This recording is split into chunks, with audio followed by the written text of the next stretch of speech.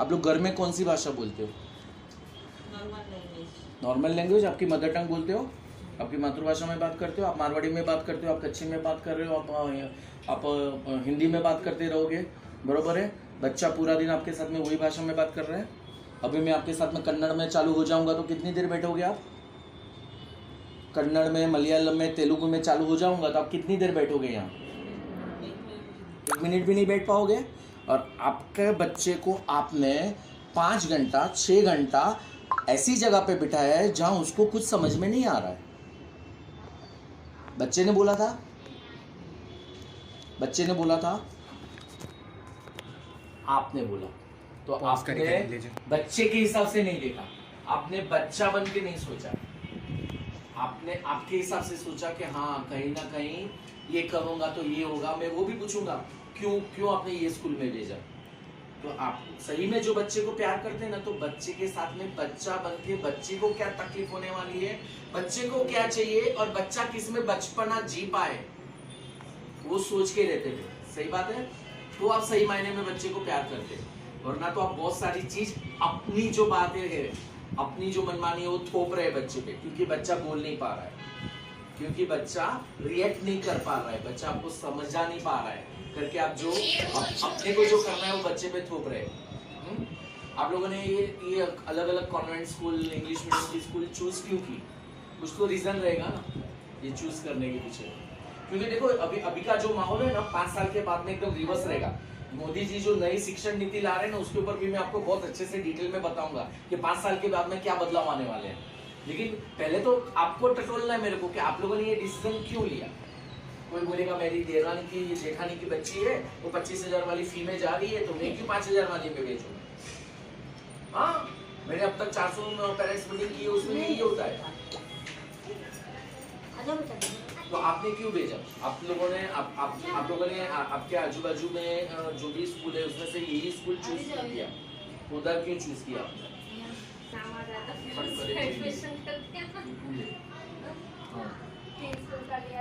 कौन सी स्कूल का लिया? Very good.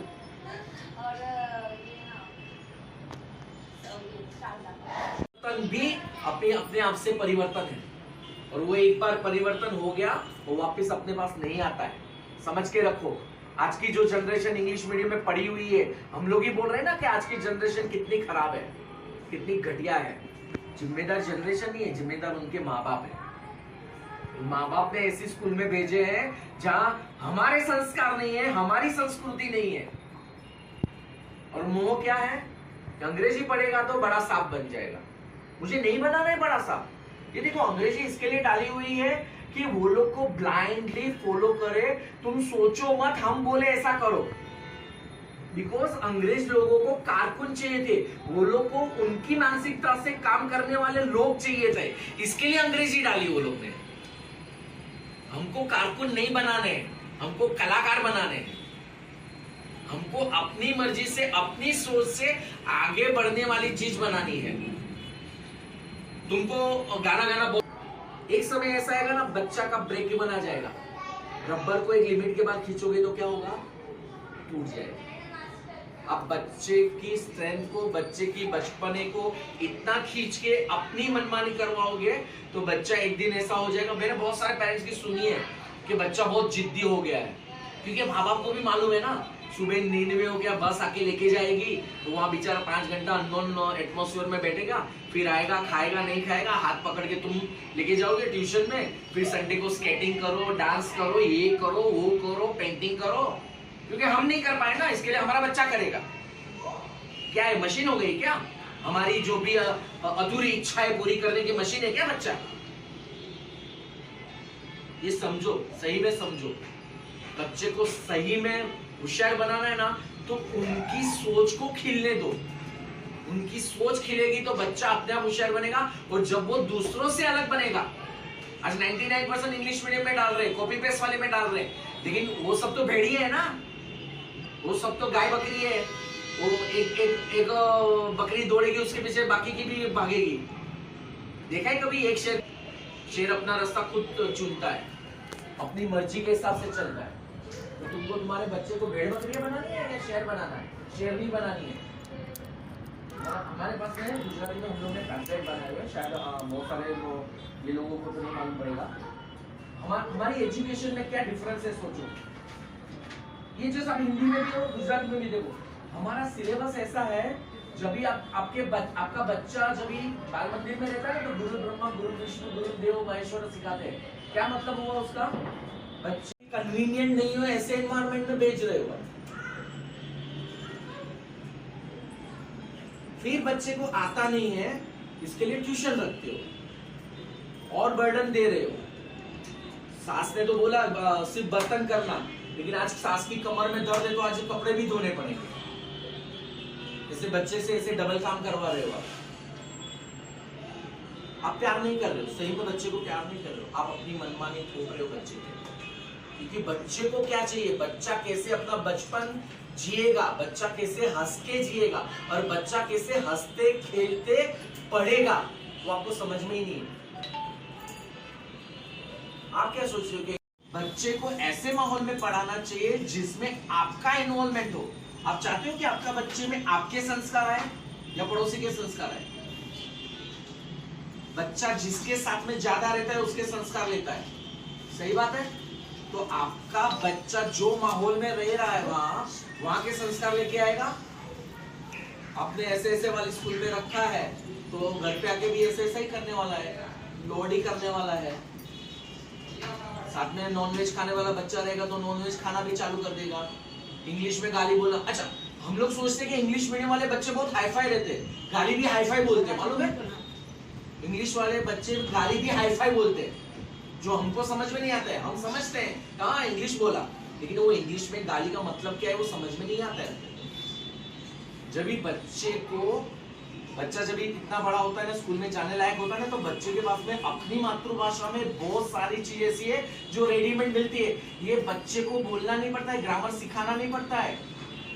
ये बच्चे ना जो लेडीज है उसके साथ में वो टोन में बात करेगी, जेंट्स है उसके साथ में हमने मच क्यों के તમે બેબી આવી જ કેસે, બાબુ આવ્યો જ કેસે, એટલે તમારે શીખવાડવું પડ્યું કે બેબીને આવ્યો ન બોલાય, કારણ કે એને સાંભળીને ઘણું બધું શીખી લીધું છે। बच्चा तुम्हारे साथ में 5 साल 6 साल रह के उसने बहुत सारा ग्रामर और बहुत सारे वर्ड सीख लिए हुए हैं, तो उतना इजी प्लेटफॉर्म तुम्हारे घर में से। इंग्लिश सिर्फ 7 जगह पे जरूरत है, 7 जगह पे जरूरत पड़े, उससे ज्यादा 7 जगह से ज्यादा इंग्लिश की जरूरत ही नहीं है। और हम सब कुछ इंग्लिश में करवा रहे हैं, सब कुछ इंग्लिश में करवा रहे हैं। क्यों? सच्ची में बच्चे को प्यार करते रहेंगे तो बच्चे को उसका बचपन जीने लायक माहौल उसकी मातृभाषा में मिल सकता है। और बच्चा बिना मेहनत का पढ़ेगा तो कुछ नया सोचेगा।